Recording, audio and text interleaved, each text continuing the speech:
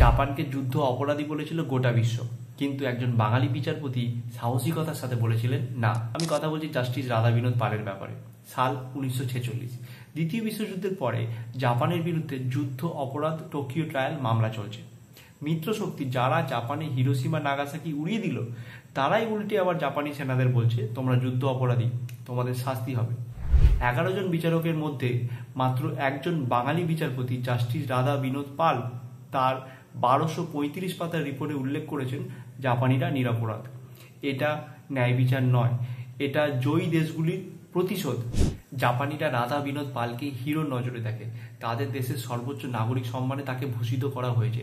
2005 সালে জাপানের একটি মন্দিরে রাধা বিনোদ পালের নামে মনুমেন্টও স্থাপন করা হয়েছে। ক্যালকাটা ইউনিভার্সিটি থেকে LLM ডিগ্রি এবং কলকাতা হাইকোর্টে কর্মরত থেকে টোকিও ট্রায়াল পর্যন্ত এই মহান বাঙালি বীরের ব্যাপারে আপনি কি আগে জানতেন?